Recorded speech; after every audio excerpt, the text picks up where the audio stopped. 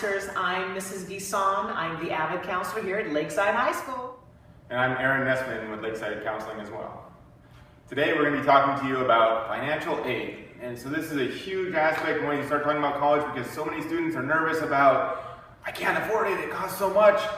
My first response to that is, how much does it cost? Because a lot of us don't even fully understand this. So many students think they don't, but you don't know until you complete the FAFSA or the CATA, which we're going to be talking about in a moment, and then that's going to let you know whether you do or don't qualify for some of that financial aid.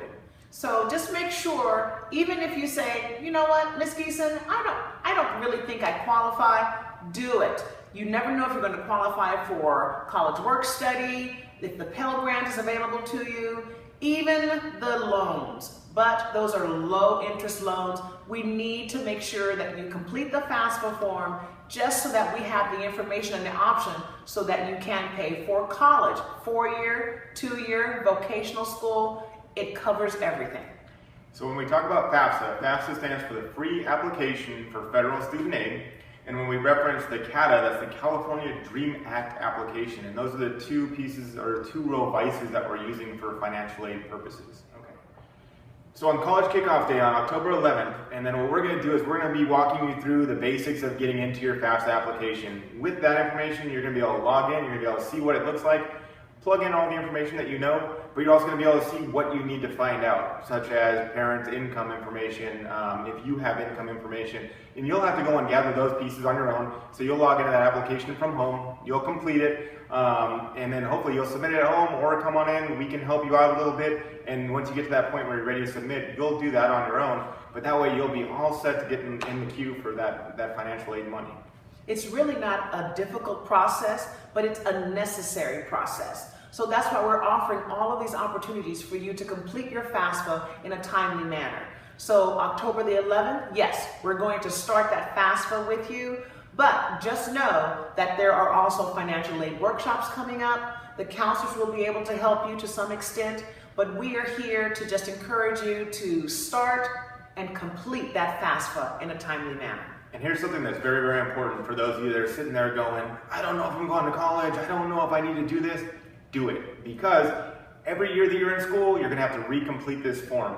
So every year you're going to log back in and do it if you're in school. If you're not going to go to school right away, but you think you will down the road, if you complete it now, you'll just log back in and you'll renew your information. So it's going to make life easier for down the road if you do decide to go in and go back to school. My wife just completed her master's, and we logged back into her old FAFSA and had to redo it so she could qualify for things through her master's now in her 30s. Okay, so Lancers, we want you to bring your Social Security number with you, as well as your home address, if you don't already know it, and that is the beginning of starting the financial aid process. So what if you don't have a Social Security number? So in that scenario, we like, again, communicating with a counselor, but we'll also have an opportunity hopefully to find out more information about the California Dream Act, because there's some elements to that, like you have to have been, within California schools for 3 years, which is called EB 540, and that's an element to qualify you not only for paying in-state tuition, but also where now you can get financial aid through this Dream Act. And so it's awesome because you can qualify for California money, again, based on not having a Social Security number, but we can still work around that. Okay, and one last thing that I really want to talk about was the importance of your Social Security number and knowing your number, but also being very smart with that number. You don't want to just give it out to anybody. You don't want to have your card on you where you can misplace it or lose it, because that number is you, and people could do very bad things if they got that number from you if they wanted to. But knowing that number is going to help you out not only to start out your FAFSA application, because in order to get through the first screen, we need to have your Social Security number along with your birthday and that information. But also, if you want to go on to college, a lot of schools are going to function through your Social Security number. So the sooner that you know it, the easier life is going to be moving along to that next level. That's so true. You have to memorize that number. So start now. Memorize that number, your Social Security number. And if you have any questions on October the 11th, that college kickstart day, or even beyond, please go see your counselor. Yeah, so time is of the essence. The sooner that you complete your FAFSA form, the better opportunity you have of gaining more money for college. So please don't wait till the deadline, and the deadline is in March.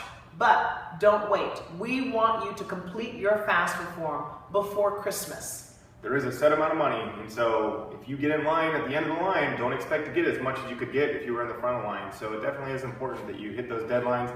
And once we're talking about college, deadlines are hard and fast, and if you miss them, it's bad news. It is. And we will have right here at Lakeside in the evening time for you and your parents to attend financial aid workshops. We'll have approximately 2 in both English and Spanish. So there's no reason you cannot complete your FAFSA form well before the deadline. So Lancers, we're here for you. Let's go.